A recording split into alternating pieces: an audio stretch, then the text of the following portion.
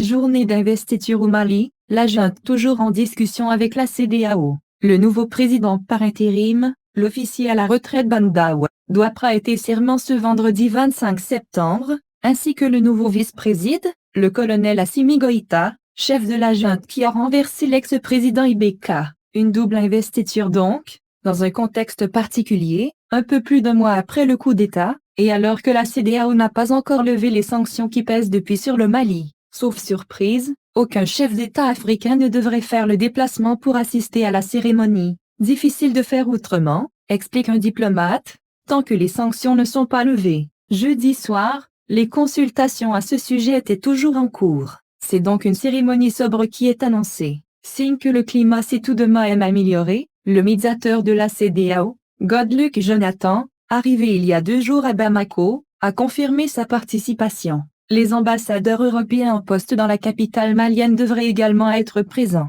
Cette investiture constitue une étape importante, elle est censée marquer le début d'une période de transition qui doit durer 18 mois et aboutir à terme à de nouvelles élections. Mais dans l'immédiat, elle ouvre surtout la voie à la nomination, toujours attendue, du Premier ministre. C'est en effet au président de la transition, une fois qu'il aura prêté serment, de le nommer. Or, il s'agit là de l'une des principales conditions posées par la CEDEAO pour lever l'embargo contre le Mali. La CEDEAO exige un civil. Les choses avancent, indique de son côté une source à la CEDEAO, sans pouvoir dire quand le suspense prendra fin. On espère qu'une annonce pourrait être faite dans la foulée de l'investiture, confiait un diplomate africain jeudi soir, ce qui permettrait à la CEDEAO de se prononcer sur les sanctions avant le départ de Goodluck Jonathan, dans l'après-midi. Mais jeudi soir, plusieurs sources n'excluaient pas qu'il faille encore quelques jours pour connaître le nom du nouveau chef de gouvernement de la transition. La CEDEAO veut des garde-fous et outre la question du Premier ministre,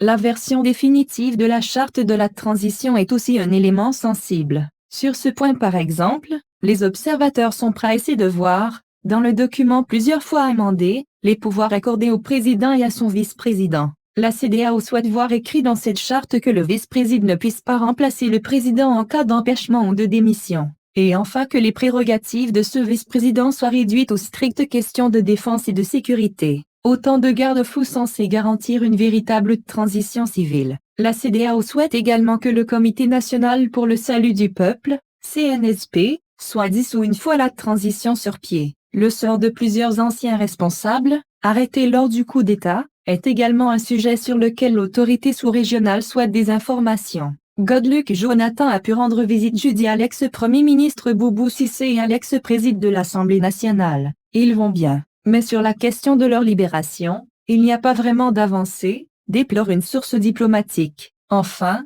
avant de quitter Bamako, la délégation de l'institution sous-régionale devrait encore une fois rencontrer les nouvelles autorités pour des réglages importants.